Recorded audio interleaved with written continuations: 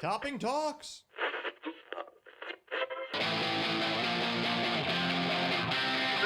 Let's see it. 105 hours a week can't be beat.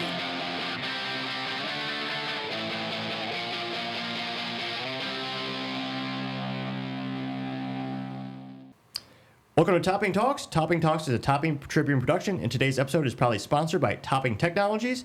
Topping Talks is also on Rumble, Spotify, Apple Podcasts, and all of your favorite platforms.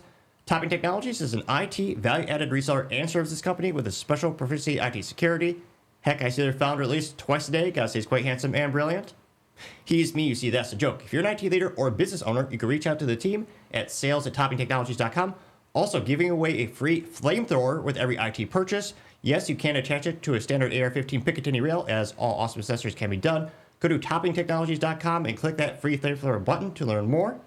Today, without further ado, I'm proud to say I'm interviewing Guillermo Alvarez, who's the manager at the League of Fat Bastards.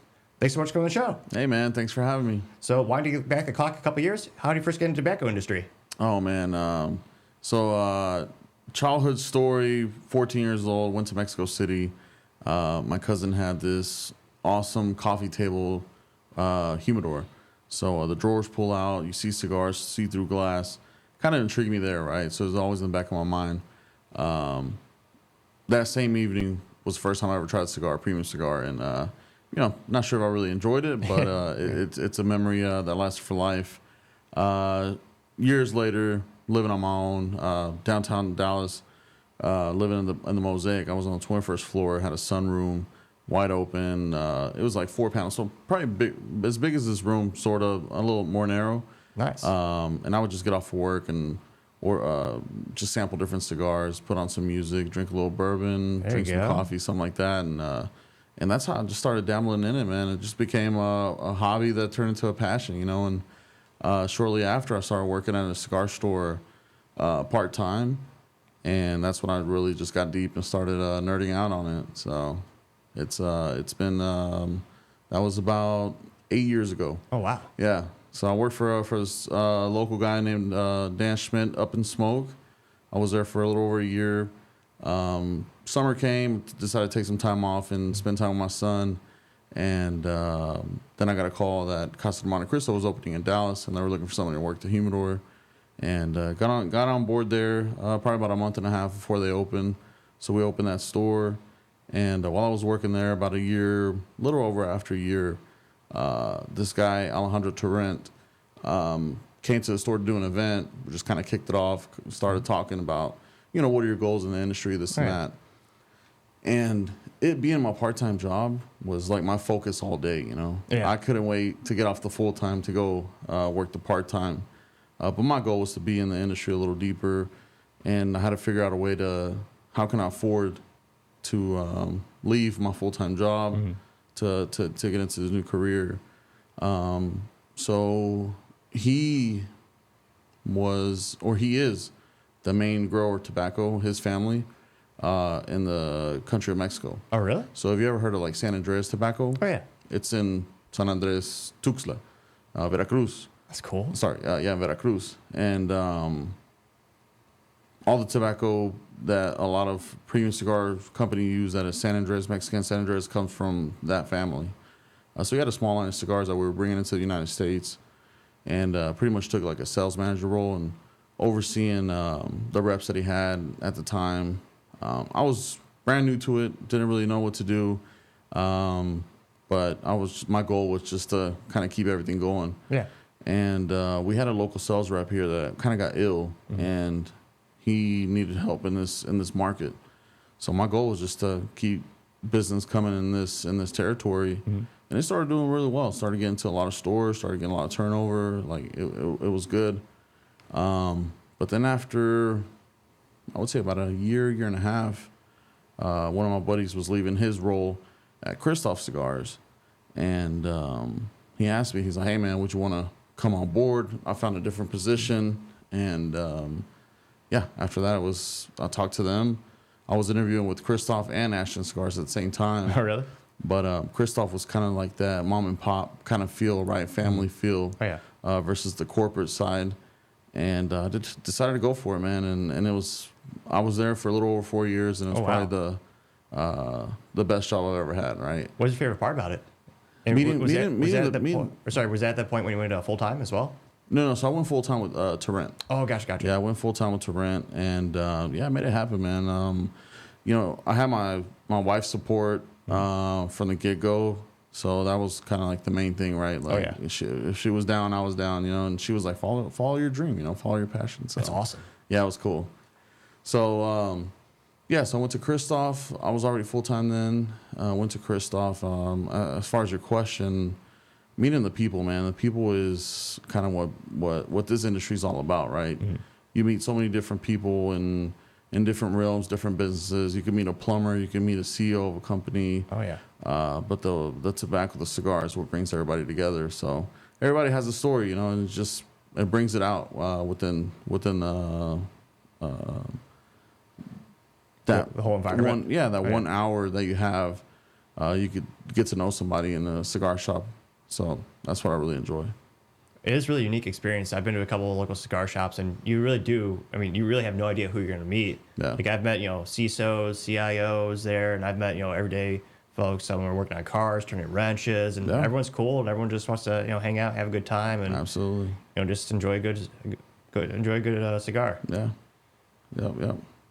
And out of curiosity, what kind of sales? Because I know a lot of different nuances to different sales shops and industries. What was it like from a tobacco industry perspective? Were you selling mostly to like a cigar lounges, or was it also like because I know like certain large stores like Sam's Club, 7-Eleven, like grocery stores sometimes carried them. What was that like? And is it kind of this traditional sales methodology, like cold calling, emailing? Like, were you doing drop offs? How did you build that sales program out, and how do you accelerate it? Yeah, so with Casa Torrent, since that was something new for me, right? Mm-hmm. I didn't have a list of customers or anything, right? So I had to like pretty much grind everything out through Google. Oh, geez, that's like so you're target prospecting, going after white space. You didn't have a base to build upon. Yeah, so I mean, he did have a couple stores already doing business, right? But my goal was to get into more business. Mm-hmm. So Google was Google search. Oh, yeah. Cigar shops near me, and then just started kind of building my little journal and putting stores there, and just started reaching out like, hey, this is who we are, this is what I do, can I come by? So yeah, a lot of people wouldn't even want to set an appointment like, hey, we're good right now, whatever, Yeah. But I mean, there were stores that took me, they brought me in for an appointment. We talked about it, they smoked cigar. But it took multiple visits to come in there, and finally like, all right, I got an order for you, So it's it was interesting, and for me that was building a brand versus Christoph. It was an established brand. Mm-hmm. They had already been in business for, I believe, like 10 years before I got in. So they had kind of a book of business already. But building a brand and telling people, who we are and what we do, compared to somebody that's already been in the industry that people already know, it's more of a challenge. Oh yeah, and it makes it a lot more rewarding, in my opinion. Do you remember that first sale, that first mom and pop shop, or that first cigar lounge that said yes? Or man, I don't. No, I don't. No, I don't. I'm sure if I think about it a little deeper. And out of curiosity, what was it like fighting to get that shelf space? I know with retail, that's one of the most biggest competitive things. Like people will spend their whole life to get on that 4-inch space at a Walmart shelf. Yeah. Like, is it the same at a local level at the smaller shops? Because again, they all have fixed amount of space they could have for cigars. Like, do you find you have to displace competitors, or did they just make the shelves a little bit bigger? And did they have those types of conversations where they would tell you like, hey, we're making so much profit on XYZ SKU in our system? Like, how were you able to persuade them to say like, yeah, this cigar has a better taste, a better ROI, your clientele will appreciate it more, you have a higher return rate? What were the conversations like in those regards? Well, I think from the get-go, the story that you tell, right? Mm-hmm. Mexican tobacco was still getting a bad rap, right? Like, people didn't really enjoy it. So there was a point in time that Mexican cigars were Mexican puros, 100% Mexican tobacco. Mm-hmm. And it wasn't people's really flavor palette, right? Kind of earthy, not too much sweetness to it. So people just kind of had a bad name for Mexican tobacco. But down the years, a lot of known companies were using Mexican tobacco in their cigars already. Really? And people didn't really know that, right? So no. San Andreas is where it comes from. So eventually, cigars started bringing San Andreas wrapper and San Andreas. Mm-hmm. But I don't think people realized it was a Mexican San Andreas. Like I didn't think they realized it was from Mexico. So when I was going in there and like, oh, Mexican cigar, okay, yeah, we'll try it out. And retailers, they would know. They're part of the industry. They would know. But when you talk to just a random guy that smokes cigars, a hobbyist or something like that, not some cigar nerds would probably know. Not aficionado, just someone getting into it. Yeah. They had no idea that, oh, this is a Mexican San Andreas wrapper on that cigar they enjoy. What do you like? Well, I like this. Oh, that's a Mexican San Andreas wrapper. So you're already smoking Mexican tobacco. Like, oh, I didn't know that. Yeah, I didn't even know they were known for that. Because again, I got a tippy toe into the industry in terms of like knowledge and appreciation. And I mean, I always thought like back in the day, Cuba wasn't the best, and then I know Nicaragua for decades has been growing. That I think you were telling me they're really respected now. Do you think Mexico will be kind of the new big thing, so to say, in the industry in terms of acquirement of materials and appreciation? Or is that true that kind of Nicaragua had one of the biggest upswings? Is that? Yeah. So Cuban cigars. I mean, if we want to, to kind of take it way back, Cuban cigars. I guess in the 70s, 80s, that was where premium cigars were coming out at the time.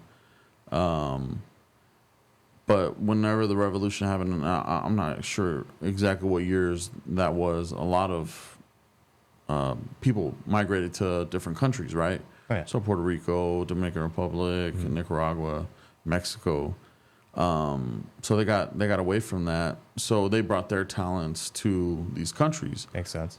And Nicaragua, I don't know if that was the closest one. A lot of people chose that land, and I think it's probably the volcanic region of Nicaragua that kind of gives a different kind of flavor to their soil and minerals and like that. That it's probably the biggest, or I think it is the biggest country right now growing tobacco. And it's crazy because you can have the same seed and put it in different regions in Nicaragua, and depending how much of the volcanic stuff and soil and minerals and stuff happen, you're going to get different flavor profiles from that same tobacco, right? It's pretty amazing. Yeah, it's crazy. So they're coming out with a lot of cigars out of Nicaragua. So Nicaragua, Dominican Republic is the primary places right now that premium cigars are coming out outside of like Cubans. But Honduras, Ecuador, they're also growing a lot of tobacco that go into these cigars. So and is it true, and I've just heard this kind of through the grapevine or like rumors, like is it true Cuban cigars aren't as good as they used to be because the soil wasn't taken care of, it wasn't properly cultivated? So this is kind of communist, right? They just want them to work. Oh yeah. So they're growing tobacco short-term 365 goal. Yeah, and pretty once that plant comes in, they treat it a little bit and drop the next seed in, and they don't let the land kind of refurbish on their minerals and nutrients that it should, right? Like these other countries right now, they grow tobacco, and once it's in between seasons, they're growing vanilla beans or different kind of beans or some kind of vegetable to kind of get those nutrients to get back into the soil for the next tobacco cropping season. So it kind of keeps that land fruitful and healthy, where Cuba isn't doing that right now. Yeah. So the Cuban market is still big in Europe. It's obviously illegal here. So I think that's why people still gravitate to the allure. Yeah, for sure. The forbidden fruit. But I mean, man, right now the Cuban cigars for me, I've never really found one that hit my palate other than maybe one or two that I'm like, okay, I would go back to it. But just trying to the trouble trying to acquire it, the price. Oh yeah. I mean, you could visit a local brick and mortar here and get some quality cigars for a fraction of the cost and be able to enjoy it every single day and not have to worry about when is the next shipment that I can get from a buddy overseas somewhere, so. And or is it real? Like it's almost like fake Rolexes. Like most of the Cohibas you see, the Cuban ones, like they're not real. They're knockoffs. Yeah, and that's really hard. And what's crazy is that if the cigar's coming from Cuba, it's a Cuban cigar, right? Yeah. But is it actually made at the Cohiba factory or, where did it come from? So that's the hard part, right? You don't know if it's the real brand of what it is, but at the end of the day, it's gonna be a Cuban cigar. True. So, but yeah, I mean, you have no idea what the blend is. You don't know where it came from, what kind of tobacco they used. So at that point, it's just kind of a mystery cigar that I call, Right. I think there's just the allure for like decades. Americans can't get these, so it has to be the best. Yeah. And I always joke like, Grandma, why don't you just take a couple boxes when you're escaping Cuba? Right. Because like they have some like vintage ones at some of the local cigar shops. It's like, oh yeah, back in the day, the MSRP or the manufacturer's suggested retail price was like 9 cents. Yeah, yeah. And now, because supply and demand, it's like 150, 250 bucks like per cigar. It's like, dang, That's crazy. Lost investment opportunity. Yeah, yeah. It was just the rarity of it, Oh yeah, you think. Yeah, I don't know. Someday, hopefully, the market opens up. But even then, you need new management. You need to. It sounds like I don't know how long it take to get the soil situation resolved in Cuba to really get it to be a true premium product again. I mean, maybe we'll see it in our lifetime, but I'm not a gambling man. Yeah, yeah. Well, there's plenty of good cigars out there, man. That's true. There's plenty of good cigars out there. You can definitely find something if you just visit your local brick and mortar. They have, plenty to choose from. That will be up to your palate, right? And the thing is just trying different things. Not true. That's what I tell people, right? Just try different things. Eventually, you'll kind of know what kind of profile you like, and that's when somebody will be able to help you guide you to something maybe a little different. But I mean, it's almost like, I compare cigars sometimes to like food. Oh yeah. So like just say a burger, right? Like there's so many different burger spots, but True. Your burger place might be different than my burger place, right? Or we could be at the same place, but you want jalapenos and I want mushrooms, or I don't like tomatoes. So that's the beauty of the palate. That's the beauty of having so many different cigars that have different kind of flavors and blends, that there's something out there for you, right? But, Absolutely. Trying to replicate it with something different could be a little challenge, but once you find those, 5 or 6 cigars and that's my rotation, it's nice, but every time you go in a humidor, it's like, oh, what's new? Let me try it out, True. So Then that's nice. I was gonna say my ADHD be damned. Going back to the sales role, how do you like building out that team, and then what was it like working with those local shops? It was good, man. I mean, being outside of the, with Torrent was my first sales role to be out there in front of people. So kind of opened up my eyes on what this business was. And I mean, it's obviously the cigar has to be good, but it's 100% relationship. Oh yeah. Yeah. I don't know. This industry is like no other, right? Like, even if you cold call a cigar shop, it's still welcoming versus, I don't know, maybe we're cold calling into a high corporate bank or something, right? Like, they don't have time, right? No. So, I mean, these might not, they might be in the middle of something and let you know, but hey, while you're waiting, sit down, have a cigar, and then you start meeting people. So, it makes it a little more approachable. But yeah, relationship, definitely 100% there. Your product has to be good, but, not saying like if you're bouncing around different companies or whatever, but my transition to a different company was like, man, Guillermo was 100% support with Torrent. Yeah. Let's bring in what he's bringing now, because we know he has that, right? Exactly. And there's a lot of guys in the industry that are the same way, but that relationship definitely kind of sets a foundation. Absolutely. Yep. I'm guessing you're not getting kicked out of a lot of lobbies. No. That happens from time to time in IT sales. Oh, I'm sure.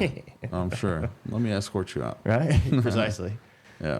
And then what was it like going from, because again, you were going from working selling tobacco products. What was it like going to the accessories at the other company too? It was good, man. So I was on the road, I guess, at that point, about a little over 5 years. In between my time at Christoph, I had a baby. So it was a lot of work. Christoph was awesome. They were 100% supportive of what happened. Oh, yeah. The new addition to the Christoph team. But there was a point in time where it was kind of getting. We have an older kid as well, so he wasn't driving, so juggling the family life, and then I was traveling a lot, so everything was on my wife. I decided that I kind of needed to find something a little more stable to be at home. I had a 5-state territory, so oh wow, I had to travel. I had a 6 to 8 week rotation where I would go see everyone. So all the way down to Laredo, McAllen, all the way up to St. Louis and Kansas City, right? Yeah. Everything in between. So it was some travel involved. But I was like, I need to help out, right? I need to help out at home. So Garang, he's the owner of Visual Products. He's here locally. I met him years before this opportunity ever came about. He would just be at cigar shops and, hey, we got this new lighter. Test it out. Here's one from us. And he gifted me a lighter one time that I keep on my patio to light up my little charcoal grill and stuff like that. It still works. I mean, after probably 5-6 years. It's pretty durable. Yeah. So he was opening a new store here in Louisville. And he's like, hey, come out, man. I want to show you my, just kind of hang out, have a cigar, whatever. It's been a while since we chatted. And we just started talking, and I talked to him about, I might be looking for something more at home, right? Yeah. Get off the road a little bit. And he's like, well, I might be looking for somebody that I need to kind of grow the company a little bit. Because he had a group of sales guys that he has, so somebody to kind of help manage and do some things around the local warehouse out here. So took that job, and it was good. It was good. I still stayed in the industry, so that was nice. So not only did I have the connections that I had made during my sales rep years, but I was meeting some other ones outside of my territory and different, key accounts and stuff like that. So it was good. It was good. I enjoyed it while I was there. Definitely learned a lot of different tactics and stuff like that as well. And it had been a while since I was like working on a computer, right? So it's almost like I had to learn how to type again and stuff like that. So it was good. But cigars and tobacco were really my passion. So that was, he knew that was always like, he might go somewhere again. And, here we are with League of Fat Bastards. I like it. And then what's League of Fat Bastards for folks who might not know yet? So League of Fat Bastards, as wild as it might sound, the founder of the company, his name is Adam Levine, not the singer. I was going to say. Maroon 5. He's a guy based in Australia, entrepreneur. So Australian guy, they call each other bastards like we call each other brothers, right? And the League is a community, and fat is like the weight that men kind of carry, men and women, right? So our focus is men's mental health awareness.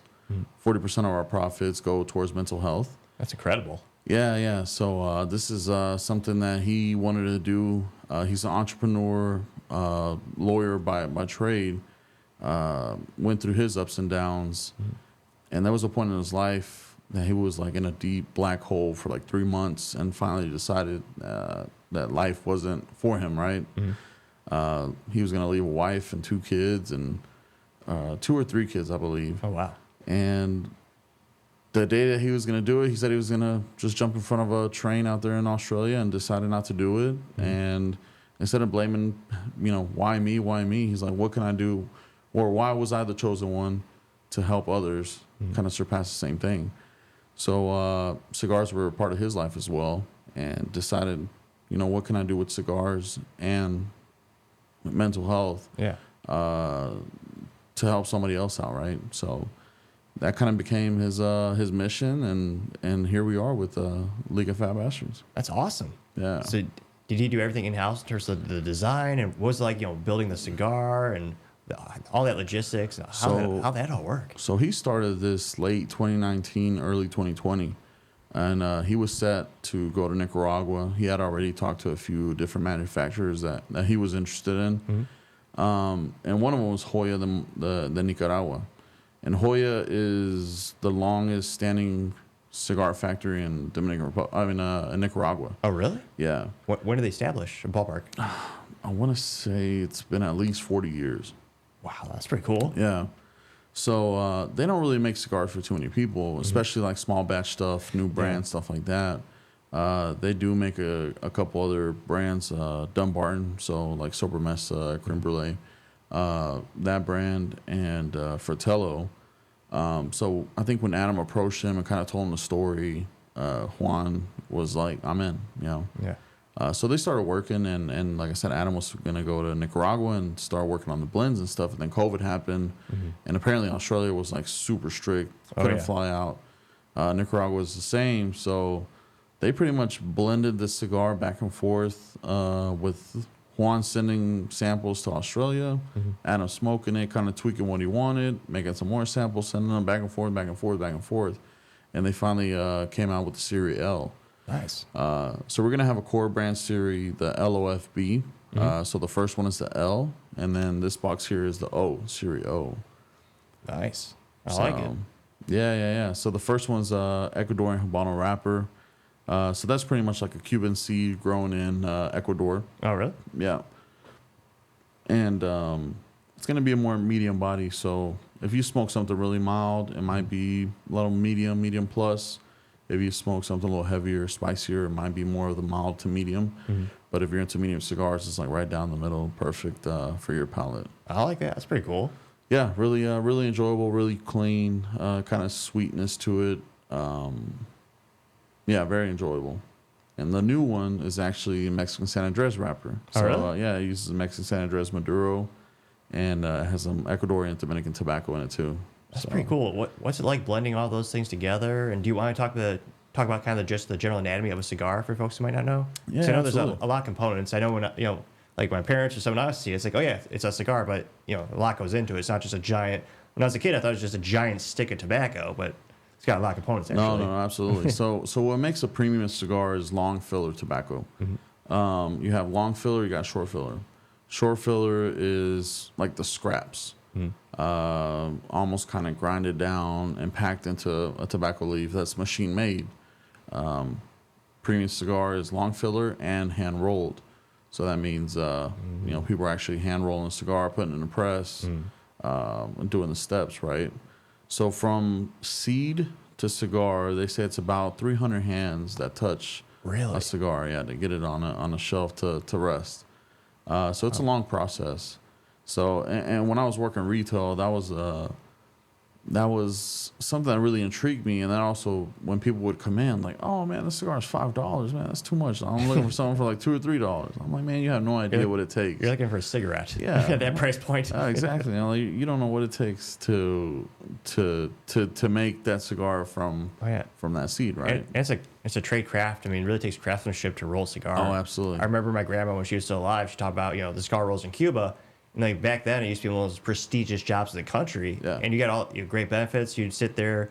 They'd have a guy before the internet. They'd have a guy reading the local newspaper. But like the amount of years it took to get on that line where you're one of the chosen folks who actually gets to roll the cigars, it's a long process. Yeah. No, definitely a craft. I don't know. Have you ever tried? Rolling myself? Yeah. Oh, I'd probably butcher it terribly. No. I've tried a couple times. It's not the prettiest. Probably not the most enjoyable either, but it's definitely a craft. Yeah. Because these guys are pumping out anywhere from 100 to 300 cigars, depending on the factory and depending on sizes and stuff like that, right? So that's per day. Oh my gosh, that's a lot. It'd probably take me like 3 of them per day just to try to get them perfect, And out of curiosity, what's the ballpark time for pressing them? Because I see when you look at tobacco advertising, you see a lot of them with the old school wooden presses. You got the molds and from there. How long do they usually stay in that state? It depends on the blender and what they do. Some cigars are a little less filled than others, so I think they have to stay on the press a little longer, a little less. But it could be. I mean, I think I've seen some guys anywhere from 15, 30 minutes to a few hours. I'm not sure if it goes more than that. So that's gonna give you the main mold to that cigar. And then once it comes out the press, they put the pretty leaf, the wrapper. Yeah, that's what kind of gives you aesthetics. Yeah, and that gives you most of the flavor too. Oh, really? About anywhere from 40 to 60% of the flavor comes from the outside leaf, the wrapper. I wouldn't think that. That's pretty interesting. So it's mostly the outside. Yeah. So you have 3 parts. What make a cigar? You have the filler, which is all going to be all the leaves that come in between that cylinder. And pretty much going to start everything. And then is that leaf? Is it sent through a grinding press, or how is it in terms of the material? Do they just take regular tobacco leaves, they shred them up to make the filler, or how does that come from? Where is it? No. So nothing's shredded. Everything's long filled. So tobacco when it's grown on the field, it creates the stalk, right? Like the main artery. Oh yeah. After that, you call primings pretty much the process that it takes that stalk to start growing the leaves. So in the first priming, once that stalk comes up, you have like 3 sets of leaf. The first priming are the first ones to get off, which is the bottom ones. And they usually use that more for like a wrapper. It's a prettier leaf, it's a little smoother. The second priming comes off, I think it's like a week or 2 later, comes off of there. So when you do the first priming, you take the bottom ones on, all the nutrients that were coming up to this first set of leaves are now going to the second level, right? But the whole stalk is still getting all the nutrients. Yeah. So when you do the second priming, you take that off. So the last priming, they're getting just boosted amounts of nutrients and everything to that leaf. What gives it a little more flavor, or gives it a little more body. But the longer it sits out there, the uglier the leaf kind of gets. They get a little thicker. They get a little darker. So that's kind of like your Ligero stuff, with the stronger stuff, because it has so much flavor to it. That could make the flavor of your cigar a little. I wouldn't. Some spicy. So it's almost like cooking, right? Like if you want to add a little more pepper, you do a little more pepper, right? But if they want to have a little more spice, they add a little more Ligero to it in that bunch. So the first step is once you pull those leaves, they hang them to cure and start drying a little bit. And that's when it goes from green to brown. And then after that, they bring them in a factory and send them in these bales, what they call pilones. And the pilones just kind of start stacking these leaves up, and it makes like a big old bale of tobacco leaves. But once they're just laying there resting, they start getting warm. So the guys in the factory start flipping these leaves around and kind of rotating the pilon. Because there's been fires in factories. This stuff gets so hot. Really? Yeah. Because it's releasing like ammonia and stuff like that naturally. Oh, okay. That, if the guy's not watching it, it could get real hot to create a fire. So there's been factories that burnt down just because of that factor, yeah. So that's why they have to rotate them. I didn't realize it was that dangerous too. That's pretty interesting. Oh yeah, if you go into a factory where all the pilones are, it's like it's almost how those people do the salts now. Oh yeah, it's a blast of ammonia in your face. Yeah, I can't imagine that rush or that feeling just going through that factory door. How strong it must be. Oh, it is. Yeah, it is. But there has to be somebody in there working that tobacco before it gets hot. And I think the same thing. If it gets too hot, it starts changing the flavor profile. So that's why the guys keep switching it up like that. And do certain ones or certain factories, do they still age it as well? Because I remember I used to hear about them hanging them in, you hang out the tobacco leaf for quite some time. Is that still a common methodology, or just kind of depends on what profile you're looking for? Well, they hang them to do that dry curing. And same thing, the barns, they control what kind of temperature is going on in there, depending on what they're trying to blend as well. So if it's getting a little too cool in there and they want to warm it up, they build a little fire, almost like a little campfire, under the tobacco that's hanging. Oh, really? And just create some heat. And it does different things. I'm not an expert, right? But it does different things to tobacco to get it to create what they're trying to look for in that blend. That's pretty cool. Yeah. So same thing with the pilon is they keep rotating, but they might want this pilon to rotate a lot longer to make it this kind of flavor profile, right? Compared to this one. This one might be a little less time, a little more time. But after that, that's when they kind of go and start sorting all the tobacco.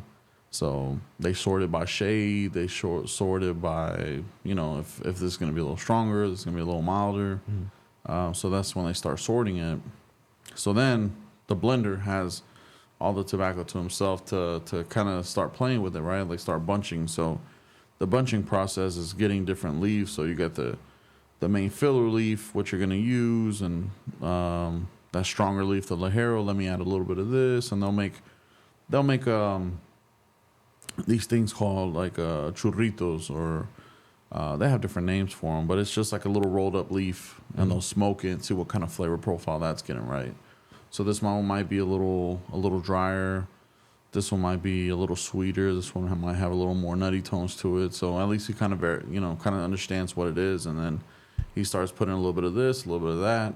Smokes so they won't ever make a final cigar to try. They're always just kind of, it's like the rough draft, right? It's a raw looking cigar, Out of curiosity, with all that, how hard is it to maintain consistency between batches of cigars? It sounds like there's so many variables in there too. It is, but once the blender has kind of like that formula down, they replicate it, but in between they kind of quality control it too, right? You're not going to smoke every single cigar. Yeah. But with that formula that he's kind of created, they know, hey, I'm going to take a little bit of this leaf, lift this leaf, bunch it up, and that's when it goes from the bunch into the press to kind of give it that cylinder shape. Oh, okay. Gotcha.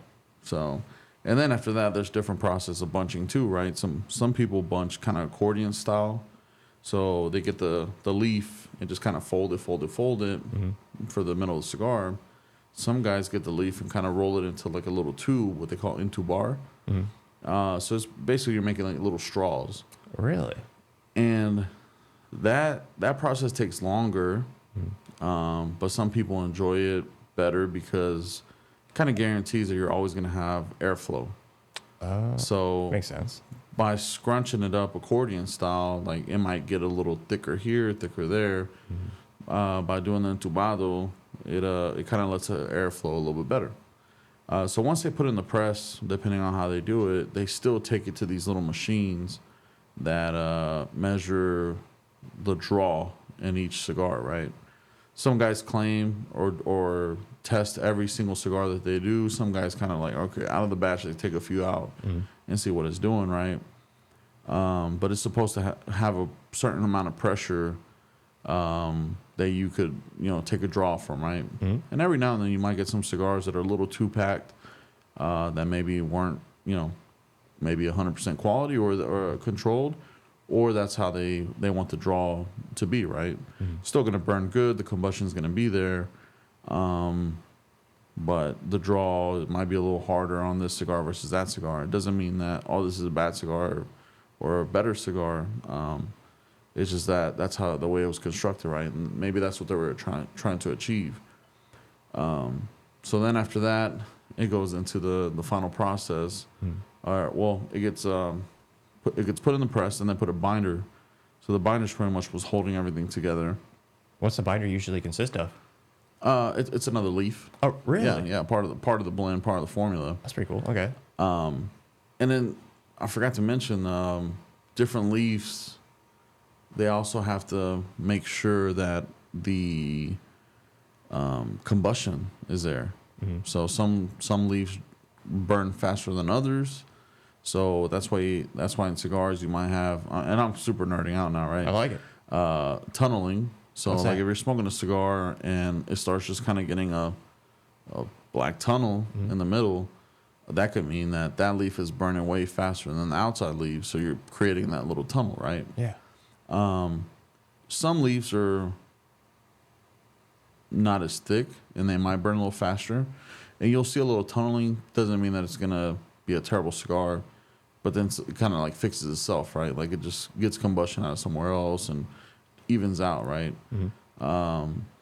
Same thing if the binder or the wrapper is a little too wet, maybe on one, you'll start kind of getting edging and not that perfect kind of burn, right? So these guys are master blenders for a reason, right? Absolutely. They have to think of all these things so it won't ruin your experience, right? Because if you get a cigar and it's going to do this every single time, you're not going to get back to it. Yeah. So it has to be perfect in order for people to keep coming back and smoking that. So when it comes to enjoying a cigar, what do you think is the best methodology or cut? Because I think you're telling me off the camera that kind of the general consensus on the best cigar cut changed throughout the years. Because if you're not into cigars, you might not know. you actually have to cut the end of it so you can actually start smoking it. You can't just light up. Yeah. So the biggest thing is preference, but there are some cigars that you can't. So What do you think's the best for this one? for this one, I mean, that really comes down to preference, right? Yeah. But there's some cigars that have a kind of what they call like a torpedo end, where it's like coned out. I've seen those. Yeah, and you really can't punch it. Some people punch it and maybe do multiple punches on it, but it's never enjoyable. Yeah. It's not the best experience for that cigar. A straight cut on a torpedo or even like an angle cut is always the best. You'll get the flow there. And then what do you call that style? Torpedo style? No, this is just a round cap. Round cap? Yeah, just a round cap. But yeah, on that one you could do a V cut. So I have this cutter here. You have a straight cut and you have a V cut. So the straight cut's just gonna cut the top cap off of it. The V cut, sometimes people call the wedge cut. It'll just cut a little wedge off of it. So pretty much the same shape you see here is gonna come off the top of your cigar. This will be pure airflow. This kind of restricts it a little bit. So to me, people are kind of transitioning a lot to V cuts that are new cigar smokers because it protects the way you cut a cigar. Because my fear, so I got one of these dummy proof ones from, actually, it's one of the first things you got from me. Yeah, man. I got from Yeah, Weissel. My customers love these cutters. They're great. So this one I liked because you can put a cigar in it. You can't cut too much. Yeah. It's all fixed. Yeah. So it you has can't. a back. There's no way I can mess it up. That one, my concern, if I was like new to enjoying cigars, you could potentially insert too much of the cigar and just remove the whole cap, and you need that to stay together throughout the whole enjoyment of the cigar. Yeah. So going back to the construction, you get the binder leaf, put in the press, and then after that they put the wrapper, the pretty leaf on top. But when they're putting the wrapper, they take that same wrapper and make little cuts to put the cap, and that kind of caps it off. So they use this glue that's a natural glue made from like dried fruits. They grind it down to powder, and you put a couple drops of water, and that thing gets super sticky. That's pretty cool. Yeah. So it's all natural. Cigars are 100% natural. They're not using any additives or any something special as far as glue, right? So do they use that to help form that end cap or the dome? Or sorry, what do you call the end of it? Yeah, the cap. Yeah.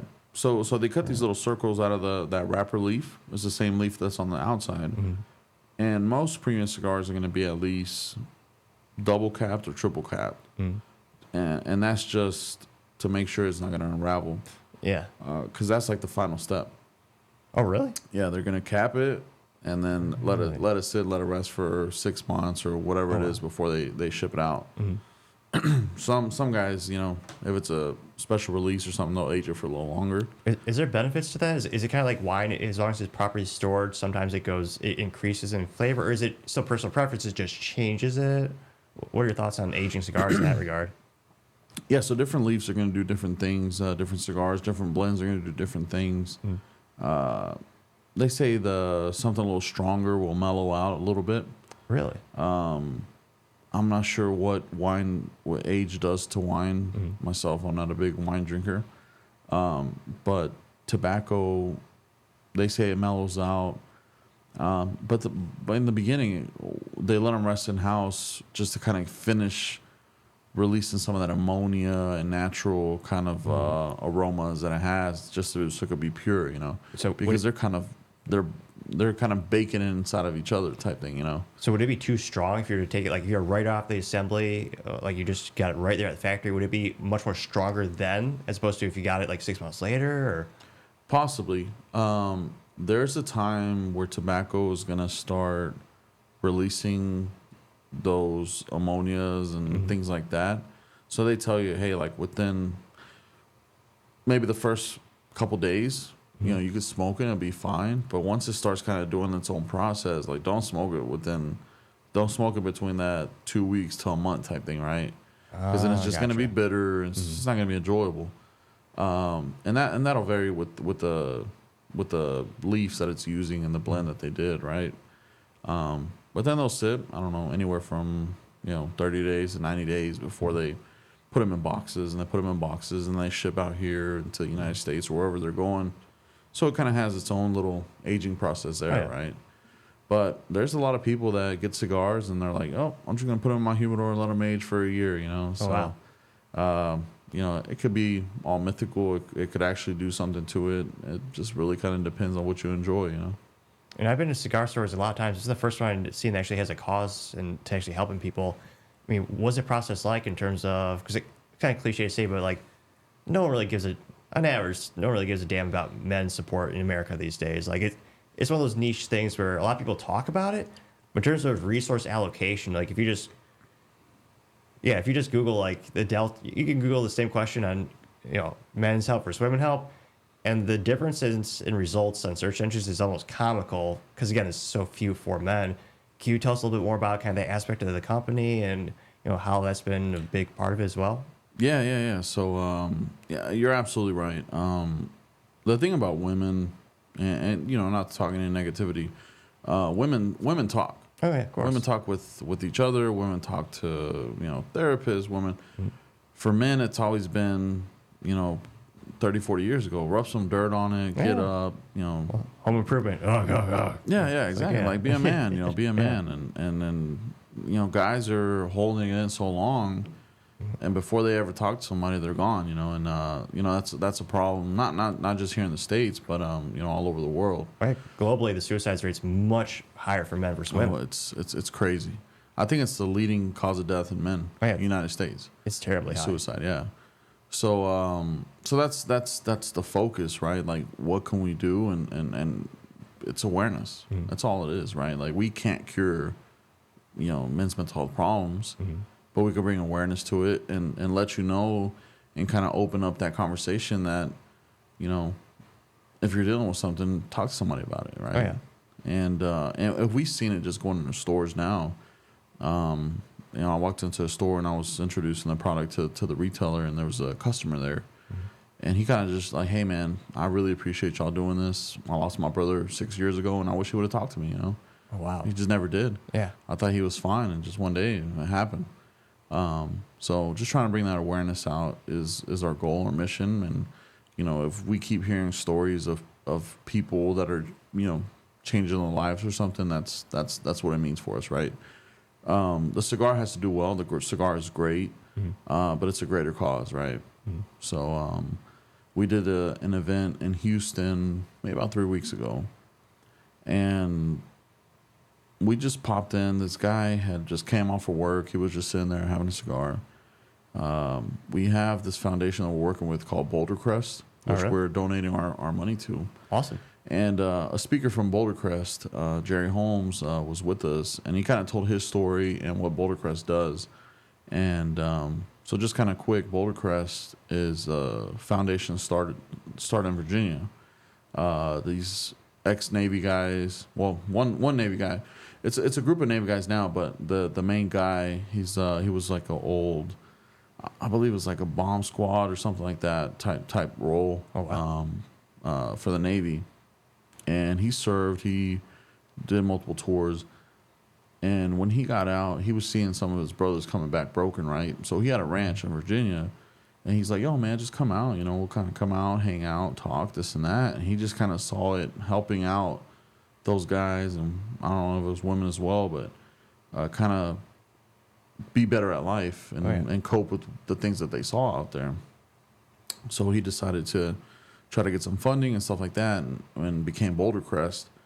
And now their program is like, if you're seeking help, being a first responder, military, it's actually absolutely free. Oh, 100% excellent. Free, yeah. Wow. They house you, I believe, for like 9 days and give you like a life coach, a path guide, to help you kind of, change perspective on things. And I think after that, within those 90 days, they'll check up on you pretty much daily, weekly, and kind of keep you in the right path. That's awesome. So Jerry, he's the Texas guy now. So they just they're about to open a facility here in Italy, Texas, which is probably from here about an hour and a half south on 45. And yeah, so if any local guys that are looking for some help, check out Boulder Crest. They'll be here locally in Texas. That's awesome. I'll put their website in the project, episode description too. Yeah, perfect. So back to that event, Jerry came out, told his story, kind of the stuff that he was dealing with, and this gentleman got up afterwards. If anybody wanted to talk or whatever, he brings a book. Jerry brings a book that helped him during his struggles, and he's doing way better now. That now he's working for Boulder Crest. This gentleman got up and he just came over to Jerry and started talking to him. And he's like, "Man, I'm about to retire. I've been doing 30 years of homicide. Oh, wow. Lead detective for Harris County, and I can't sleep at night. I'm pushing my family away. I need the help." So things like that is what kind of our goal is, our mission statement, right? Like just be able to try to let somebody speak up, and it doesn't have to be public, but he went up and kind of asked for more information. So for us that night was like a win, Absolutely, that's awesome. Yeah. So that's what we're trying to do, man. Just bring the awareness, stick by stick, and let people enjoy the cigars, and contribute into our donation of Boulder Crest. I like it. Yeah. Then what do you like to do outside the office? Man, cars and cigars are my passion, man. Family comes first, but cars are a big part of my life. Yeah. I know we talk off air a little bit about them, but yeah. I was gonna say, do you remember the first day you got that Porsche? And what specifically is it? 'Cause I'm still learning all the different nomenclatures because I know they have all the sub models. Because sure, it's a I was about to say 1911. Think of handguns for a second there. It's a 911. 911, yeah. So it's 911 Carrera S. The chassis code is the 997, so that's in between.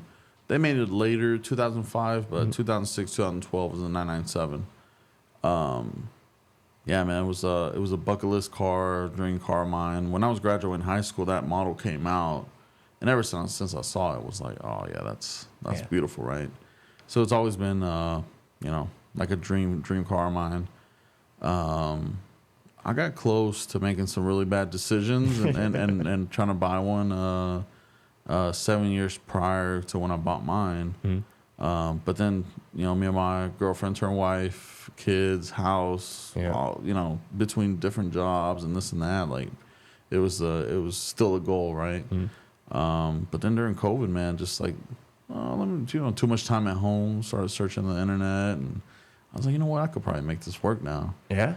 How do you find it? Was it like cars.com or Facebook Marketplace? Facebook Marketplace. No man. way. There you go. Man, it was always a thought. It wasn't like it's gonna happen. Oh, yeah. It was always a thought, like, oh, maybe I'll find one of kind of what I'm looking, right? So I was looking specific, manual transmission, 6-speed. Should all be that by default. But absolutely. Yes. I wanted black or tan interior. Didn't want the light gray or the brown or stuff like that. Because Porsche, man, it's crazy. You can spec out in so many different little ways. That's the best thing about it. You can customize up to like just the lace in the seat. Oh yeah, everything's customizable. Like I spent a disproportionate amount of time wasted on the Porsche website just like customizing the 911 and the Cayman. It's like you can get whatever you want. What was your total? Oh, more in the house. I love the custom green. They have like 20 or 30 different shades of green for like 20 grand for just the paint. Yeah. Which is more than the cost of my green Honda Civic, which I love. Oh yeah. Then for the 40 grand paint option, they'll do the exact one. And I always thought it'd be funny and childish maybe, but get I don't know if Honda would let you do it, but buy the Honda paint for the green Civic Si 2018 and put it on a Porsche 911. Oh, probably man. the dumbest thing you do in terms of fiscal responsibility or irresponsibility, but it would make me smile to have my cars side by side the same color. Hey, man, that's goals right there.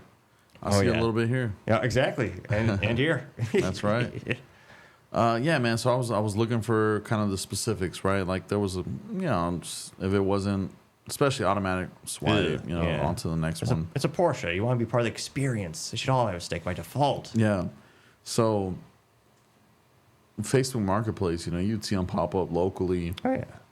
But then one night I was about to go to bed, and I saw that you could change the map. Oh yeah, radius. Yeah, the radius. I never knew that before then, I guess. And so I was like, you know what? Let me start from the East Coast. And I started East Coast, north to south. Didn't find anything that I really liked. Then I started kind of making my way back west. I saw a couple in like Alabama, Arkansas that I was like, okay, let me save them. Man, it was like 3 o'clock in the morning. Oh yeah. And then I finally made it to Colorado, and I was like, man, this one's been up for 2 weeks. It's black, what I wanted.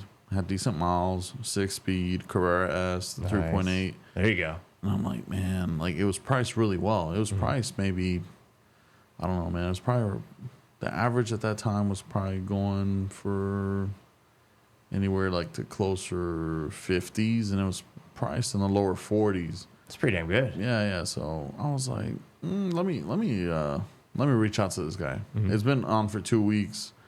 At this price, I'm like, it's probably gone. Yeah. So I just, connected, it's still available or whatever. Asked him, to give me a call. I was interested. 2-3 days, a week happened. Nothing, man. No response. I was like, oh, this thing's gone, But I just kept going back to the pictures like a dummy and just kind of like, oh man, I wish it was still there. And then like a week and a half, he reached out like, yes, it's still here. I was like, okay. It took him a week? Yeah. I'm like, okay, you couldn't call me or anything. So I was like, hey, would you be able to tell me some more information about it? I'm really interested, but I'm in Texas. I was here in Colorado. Silent for like 4 days. And he's like, oh, okay. And kind of gave me the specifics that I had already seen. He's on the car for 7 years, whatever. But he's like, I'm going to be out of town for a week. We'll get in contact. So I'm like, man, it's already been 2 weeks, right? Yeah. Sounds like a scam almost. Like, yeah, it takes a week to respond.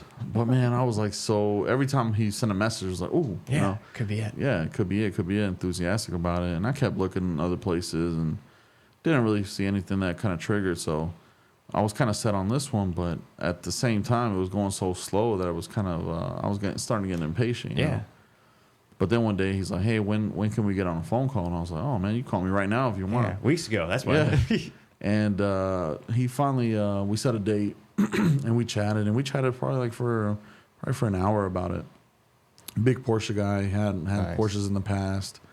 Was thinking about selling it to get another Porsche down the road, but he had just bought a house in Breckenridge, and this was during COVID time. So he's like, man, like I'm really trying to finish this house, and I think this is time for it to go. He'd had it for 7 years, but eventually wanted to get into a GT3. So he's like, I'm gonna use the money for the house, and then once that's, I'll get my next car. But apparently he was out of town because he was an international pilot. So that would explain it, I guess. Yeah. So he was flying back and forth in Europe for a while, and then kind of made it back home. And I guess when he was gone, he really didn't want to, talk about it. But long story short, man, it took me about 3 weeks to finally lock in a date, and the date was on my wedding anniversary. Oh, really? To go get it, yeah. So I had my brother that was going to come help me. It was in the middle of the week, and for the guy, that date kind of worked best. And so I had to go tell my wife, like, hey, I think I found the car that I want. Yeah. But the best day to go get it, but it's in Colorado. She's like, okay, when are you going to go? On Wednesday, our anniversary. She's like, no, okay, thank you. Like kind of cold shoulder-ish. But she knew I had been looking for a long time. So, man, I mean, she's so supportive in some of my dumb buys and stuff like that. She's like, hey, if you can make it happen, So I was like, I promise I'll get you a nice dinner tomorrow when I come back. So, In the Porsche. Yeah. So, yeah, man, sure enough, my brother and I booked a flight. It was like a 8 o'clock flight, made it to Colorado, Denver. Then took like an Uber for an hour. Oh, it was about an hour ride Uber to Monument, Colorado, which is north of Colorado Springs. Stayed there with the guy for a few hours, chatted. Great dude. Did you worry about like taking him to a dealer, doing a multi-point inspection? No. I'm so paranoid when it comes to like those purchases because there's so many components and all that kind of stuff. Yeah, he had really good service records. Oh, perfect. Yeah, there you go. In between that, he was getting a service at Colorado Springs Porsche. Excellent. He's like, hey, this is the service guy I deal with. If you want to call him. Even better. Yeah. So I chatted to the service guy. He's like, man, I could vouch for this guy, whatever, this and that. This might be the safest, best Facebook Marketplace story I've heard ever. Yeah, like, man. Yeah. That's a perfect scenario. I mean, the beginning was super sketch, right? Yeah, but like the documentation, like that, the relationship with the dealership, like that's pretty nice. Yeah. So he had a guy that he was taking him to, and I mean, 7 years, he put 7,000 miles on it. So he wasn't driving it much. It's criminal. Oh, I know. I think I put 10 in the first year. That's the way you do it. Yeah. But yeah, so I mean, I felt comfortable. Test drove it. I was like, you know what? Let's go. So literally, It was during the week, so we were still working. Me and my brother were still working. So we took some Zoom calls at the dealership just in between because we still had to work. Oh, yeah. But everything was remote, so they didn't even know I was out of town. But then after that, man, it was like a straight 10-hour drive home. We stopped to use the restroom and get a little bit of food in between, and left 8 o'clock in the morning. Well, woke up at 6:30. Flight was at 8, and then the following day, I pulled into my garage at like 4:10 in the morning. There you go. So it was a long 24 hours, 26 hours, whatever, or 22 hours, whatever it was. You push it, go a little fast on the way home a little bit? Oh, or? man, yeah. There were some nice roads out there. Getting out of Colorado into, I believe it was a little part of New Mexico. It was beautiful. The bad thing is it got pitch black, pretty quick. Gotcha. So it was kind of sketchy at sometimes, but that time that was kind of sundown, which is like beautiful. It was a good experience for me and my brother. It was, he was there with me. Yeah. He got to drive it. We were taking turns, man, because for a while 10 hours, kind of gets. But we were just trying to make it home, and I think I kind of failed at the end, man. The last hour, I just folded over. I couldn't stay awake anymore. But we made it home, and the biggest thing about making it home that day is that the next day was my wife's early day, and I had to take the kids to school. So that was the main push. How much did the kids love? Did you take them in the Porsche? Oh yeah, I took them in the Porsche. How much did they like that? Oh, they loved it. They loved it. Yeah, my little one, man. He was a baby at the time. He was a little. He was a couple months older than 1 year. He was 1 year and in a few months, and he loved it. That's awesome. Yeah, my oldest. I mean, he's been a car guy with me, so it was fun. And then. Okay, go ahead. Sorry. No, then came back home, washed it up, got it polished up a little bit, and took my wife to dinner for our anniversary the next day. Nice. There you go. Sunday, yeah, so it was nice. I forgot. Do you like to track it, or is that something you think about doing in the future? Man, you've been trying to convince me for 2 years, man. I need to. One, I didn't have time, too much money. That's true. And man, I'm just sometimes I get worried. Like what if it breaks? You're screwed. Yeah. That's the downside of most track experiences. Most people, like, even though it's the safest, like, statistically speaking, like, it's safer to drive on a track in a controlled environment than the road. But, like, most people don't have the insurance because insurance for track specific insurance is usually temporary, just for a weekend or just for the event. It costs just as much, if not more, than the class. Oh, wow. Even with my Honda Civic, I got a quote, and it was 1.5 times the cost of the class for the whole weekend would be the insurance. Wow. And yeah, I'm just not going to do that. So it's a little risky, but like, it's only the race org I do is only permissive passing. So like, people only pass if the instructor gets a point by. Everyone in the class at the level we're at has an instructor with them at all times. So it's very safe, but it's also those oh shit situations. So that's the downside. And of course, well, now it doesn't matter, but most factories won't support warranties if they know you track it. Yeah. Unfortunately, so if folks are thinking about doing that with their new cars, take that with a grain of salt, depending on what manufacturer you work with too. Yeah. Man, I wish I had a little track car specific, right? Because I did one of those experience things. You drive different cars, but it's a little loop. It's like they don't give you that much time. Yeah, depending on the track you're at, you can't get too high a speed. But the nice thing is you don't have to worry about the cost of that car with the warranty and maintenance. Anything. It's like, oh yeah, I'll do a track day. No, it was it was worth it. But I definitely want to experience the track day like you do. It seems really fun. We'll get you out there one of these times. Oh yeah, we'll do it. We'll do it. Well, I was gonna say, Guillermo, thanks so much for coming on the show, man. I appreciate it, man. Yeah, man, appreciate it. Absolutely. Thank you, everyone, for taking the time to tune in. Again, look at the description of the video today. We'll have links to all the products as well as the nonprofit. Thank you for everyone taking the time to tune in. Don't forget, we're also on Spotify, Rumble, Apple Podcasts, your favorite platforms. Also, don't forget to take time to tell your family, tell your friends, tell your coworkers, heck, tell your enemies, tell anyone and everyone. Just stay safe. Y'all have a great night.